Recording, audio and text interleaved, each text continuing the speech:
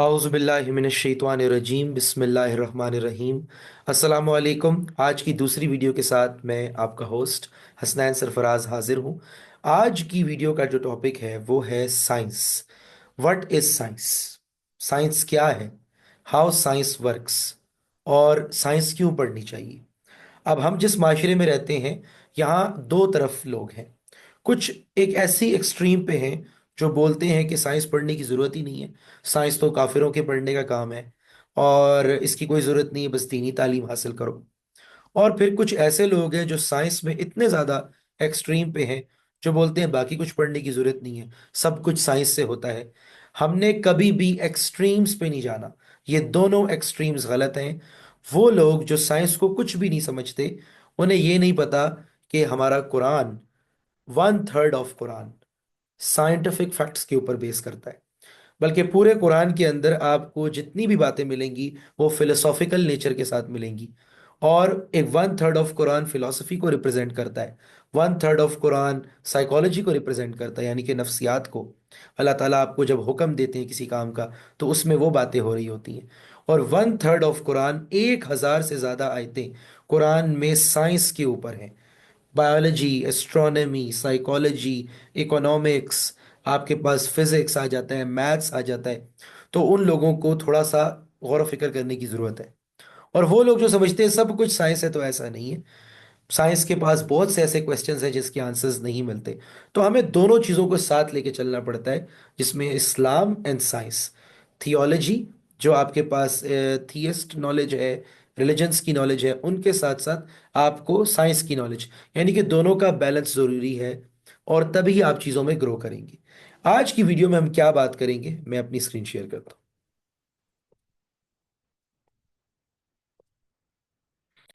आज हम स्पेसिफिकली बात करना चाहते हैं कि मुसलमान जो हैं वो जिस चीज़ में लैग कर रहे हैं वो क्या है।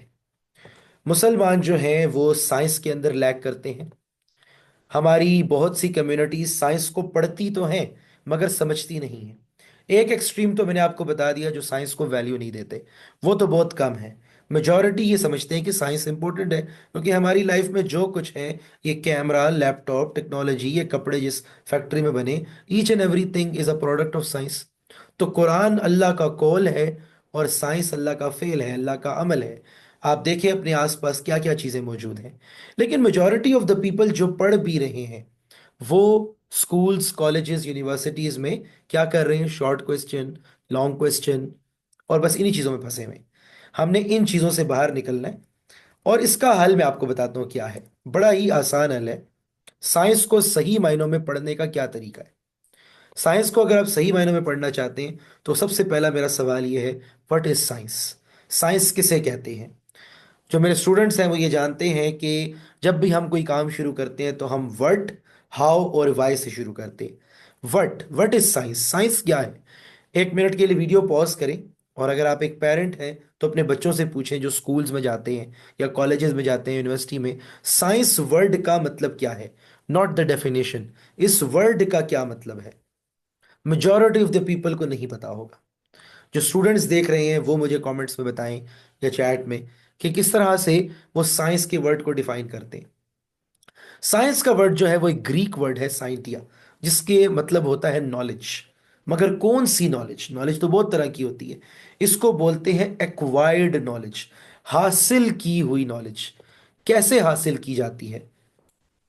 सवाल है भाई, साइंस को कैसे हासिल किया जाता है?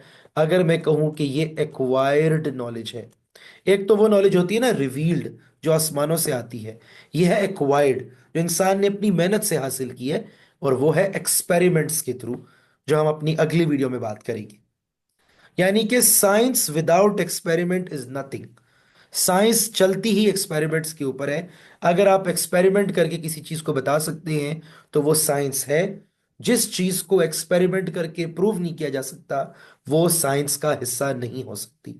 पहले तो ये बात अपने जहन में बिठा ले।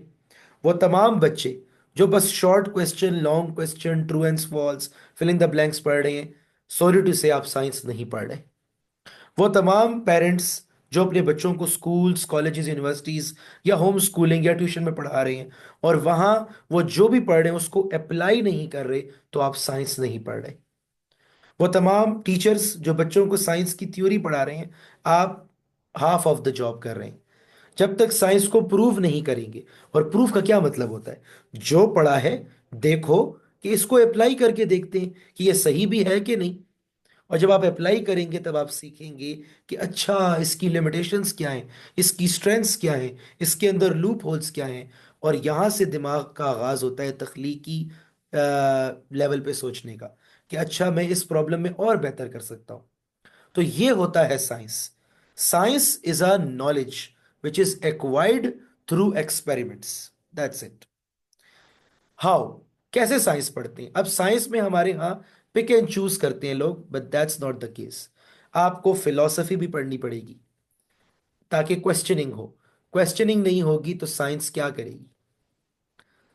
Maths, physics, chemistry, biology, psychology, economics, अर्थ sciences, cosmology, astronomy, computer, medical sciences, engineering, robotics, artificial intelligence, ये 15 साइंसेस हैं। ये एक ही बॉडी है साइंस जिसके पार्ट्स हैं। तो इस तरीके से हम पढ़ेंगे, तभी हम सही मायनों में अंडरस्टैंड कर सकेंगे। रिलीजन्स की नॉलेज भी हासिल करें, सर्वाइवल को भी समझें, मगर science is all about this. और माइंड के अंदर एक मेंटल मॉडल बनाएं कि साइंस इज नॉट जस्ट कि मुझे फिजिक्स पढ़ ली तो मुझे सब कुछ आ गया, नहीं। Physics, chemistry, biology, psychology, economics, ये सारी चीजें आप पढ़ेंगे, तब आपको जाके सही मायनों में अंडरस्टैंडिंग होगी कि साइंस एक्चुअल में होती क्या है। वाई, क्यों? क्योंकि अगर आप कुछ साइंस को सही मायनों में नहीं पढ़ेंगे तो उसका नुकसान सबसे बड़ा ये है कि बस आप फिर हमेशा के लिए लाइफ में कंज्यूमर ही रहेंगे। आप यही करते रहेंगे कि बस साइंस को कंज्यूम करते रहें। और हमने साइंस को कंज्यूम नहीं करना, हमने साइंस के अंदर क्रिएटर बनना है। इस्लामिक गोल्डन एज में क्या हुआ था? पहले स्टेज में मुसलमानों ने जो भी इल्म उनके पास आया था पूरी दुनिया से, उसको कन्वर्ट किया था अपनी जबान में। यानी कि जिस जबान में उनका दिमाग चलता है, उस जमाने में अरबी थी, आपका दिमाग जिस जबान में चलता है उस जबान में चीज को समझें, आसान अल्फाज में। दूसरे स्टेज में हर चीज को अप्लाई करके देखा कि वाकई ये सच लिखा हुआ है किताबों में या नहीं। और तीसरा स्टेज क्या, जब अप्लाई किया तो पता लगा कि इसमें तो और बेहतरी की जा सकती है, इसमें तो लूप होल्स हैं, इसकी स्ट्रेंथ्स को कहाँ कहाँ यूज किया जा सकता है। ये होता है तीसरा स्टेज, जो हमारे schools, colleges, universities, home schooling communities और ट्यूशन सेंटर्स से मिसिंग है। वो क्या है? पलट कर साइंस को कुछ देना, कि भाई मैंने ये सीख लिया, मैंने अप्लाई किया, मुझे इसके अंदर कुछ खामियां मिली, एग्जिस्टिंग सोल्यूशन को प्रॉब्लम डिक्लेयर किया और उसके अंदर एक नई तख्लीकारी की। यही तो साइंस है। इस चैनल के ऊपर हम यही काम करेंगे। ओ लेवल्स, ए लेवल्स की जितनी साइंस है वो एक्सपेरिमेंट्स के थ्रू आपके सामने रखेंगे। थ्योरी भी पढ़ेंगे आसान अल्फाज में, जैसी आपने कहीं नहीं देखी होगी, और एक्सपेरिमेंट करके भी आपके सामने रखेंगे। और जो मेरे स्टूडेंट्स हैं जो मेरे साथ इन डेप्थ ट्रेनिंग करते हैं, उन्हें पता है कि इसकी इसलिए ज़रूरत है कि साइंस सीखते सीखते, इसमें फॉर्मल साइंसेस, मैथ्स, कंप्यूटर आ जाता है, natural sciences, physics, chemistry, biology, और सोशल साइंसेस, इन तीनों को यूज करते हुए आप आर्ट्स बनाते हैं। यानी कि आर्ट क्रिएट करते हैं, सॉल्यूशन निकालते हैं प्रॉब्लम्स का। इसको बोलते हैं बीइंग अ पॉलीमैथ होना। और यहां से आगाज होता है आपके पॉलीमैथ बनने का। पॉलीमैथ वो है जिसको मुख्तलिफ उलूम पे दस्तरस्त है। अगर आपका बच्चा मुख्तलिफ उलूम पे दस्तरस्त नहीं रखता और चीज़ों को सही मायनों में अंडरस्टैंड नहीं कर सकता, तो it's time to rethink about it, कि भाई हमारा बच्चा क्या वाकई साइंस को पढ़ रहा है कि नहीं। अगर पढ़ भी रहा है तो बस कंज्यूमर बन रहा है, या वाकई क्रिएटर बन रहा है, फॉलोअर बन रहा है या लीडर बन रहा है, कुछ क्रिएट भी कर रहा है या नहीं, कुछ अप्लाई करके भी देख रहा है कि नहीं। हम ये सारे काम अपने करिकुलम में करते हैं, जो हमारा 2 ईयर का कोर्स है होम स्कूलिंग का, polymath 101। O levels, A levels के करिकुलम को हम 2 साल में पढ़ते हैं, along with Islamic knowledge, along with IT skills. उसके लिए आप मुझसे रब्ता कर सकते हैं, you can always contact me. मैं अपना नंबर जो है वो चैट में दे दूंगा।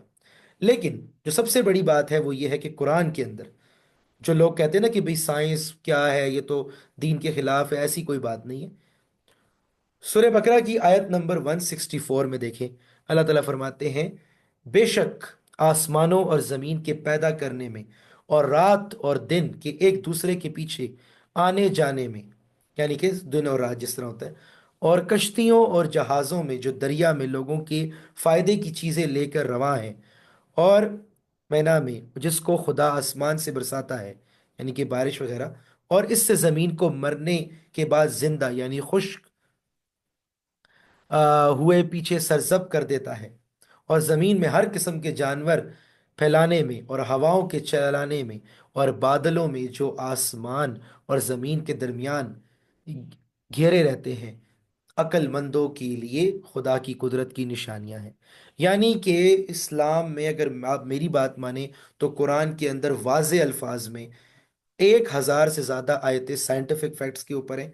और हमें कुरान ये कह रहा है कि इस्लाम के साथ साथ जो इस अल्लाह का अमल है, जो अल्लाह का फेल है, जो अल्लाह की कायनात है, इसमें गौर व फिक्र करो। इस कुरान में अल्लाह कहते हैं सीरू फिल अर्ज, जाओ सैर करो मेरी दुनिया की और निशानियां देखो। और निशानियां क्या हैं? अल्लाह की ज़ात को समझो, पहचानो। इसीलिए तुम अशरफ हो कि तुम उसकी ज़ात को समझने, पहचानने और उसकी जो अतात करने का हक है उसको अता जो अदा है वो कर सकते हो। ये था आज का टॉपिक। आखिर में एक क्वेश्चन। क्वेश्चन ये है कि do you know what the Quran says about the creation of humans? इंसान कैसे बना according to Quran, according to science? Humans जो है वो पानी से बने हैं, या ह्यूमंस मिट्टी से बने हैं, या ह्यूमंस दोनों चीज़ों के मिलने से बने हैं? इसका आंसर मैं चाहूँगा कि आप लोग मुझे कमेंट्स में दें, और जो मेरे स्टूडेंट्स हैं वो मुझे व्हाट्सएप पे मैसेज कर सकते हैं इसका आंसर। आज के लिए इतना ही। वाखिर दावाना अनिल हम्दुलिल्लाहि रब्बिल आलमीन। अस्सलामु अलैकुम।